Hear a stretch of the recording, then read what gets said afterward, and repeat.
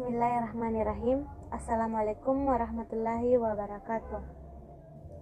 Perkenalkan, saya Andi Nur Hikmatul Fadila dengan nomor stambuk 2017-310221. Yang terhormat Bapak Asdar SPD MPD selaku Wakil Rektor 1 sekaligus dosen pengampu pada mata kuliah retorika.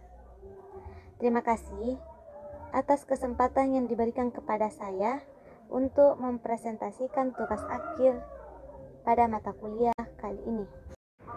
Baiklah, tema yang saya angkat pada hari ini bagian dari retorika, yaitu pidato informatika. Sebelum lanjut terlalu jauh, saya akan membahas apa itu pengertian retorika.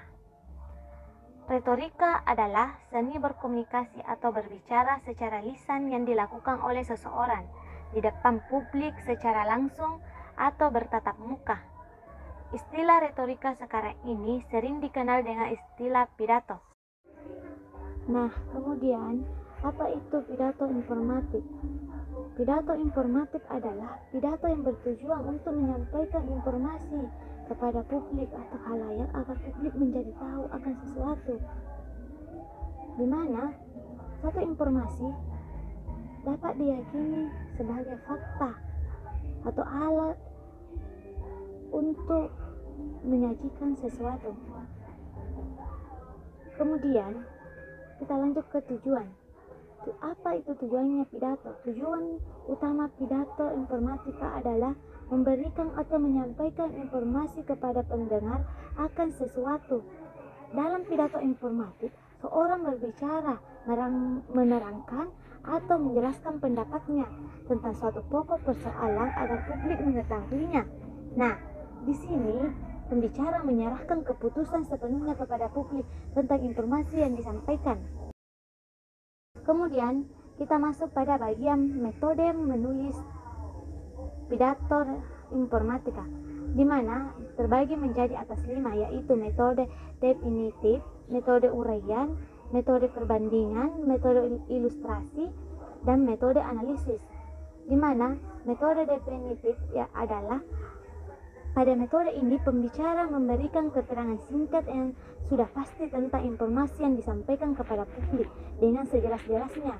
Dengan demikian, pendengar dapat menangkap maksud dan tujuan informasi yang disampaikan itu.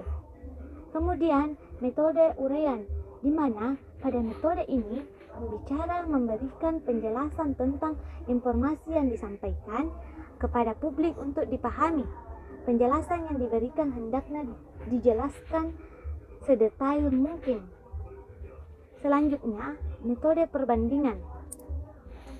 Pada metode ini, pembicara memberikan atau menyajikan perbandingan antara fakta sebagai alat konkretisasi dengan informasi yang hendak disampaikan kepada publik sebagai tujuan utamanya.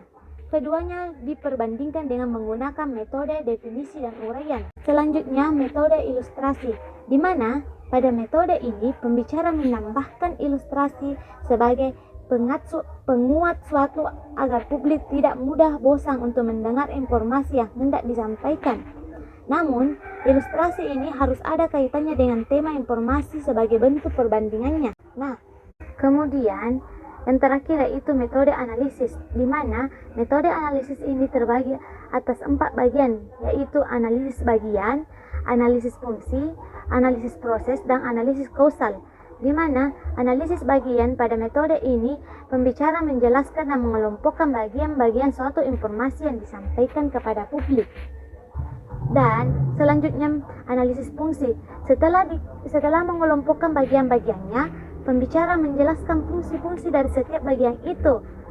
Dan dilanjutkan kepada analisis proses. Setelah mengelompokkan bagian-bagian dan menjelaskan fungsi masing-masing, pembicara menjelaskan proses-prosesnya sehingga ada sebab akibatnya seperti yang akan dilakukan pada metode analisis selanjutnya. Kemudian masuk ke analisis kausal, di mana pada metode ini pembicara menjelaskan kemungkinan-kemungkinan tentang sebab akibat yang mungkin terjadi pada proses itu.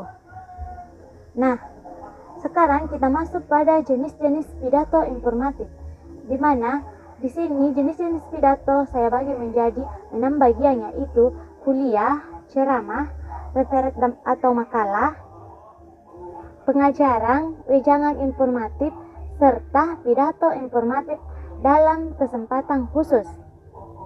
Ada pidato kuliah, yaitu adalah penyampaian ilmu pengetahuan yang dilakukan oleh dosen sebagai pembicara dan mahasiswa sebagai audiens.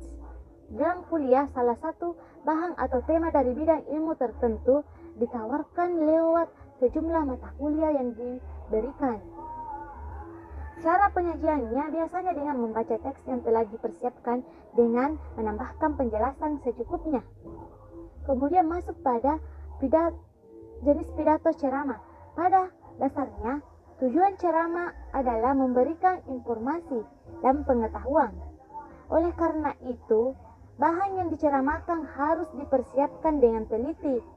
Ceramah harus menampilkan disposisi yang jelas, bahasa yang padat dan berisi, pikiran yang tersusun, logis dan memiliki skema yang jelas, serta hubungan yang serasi antara bagian-bagiannya.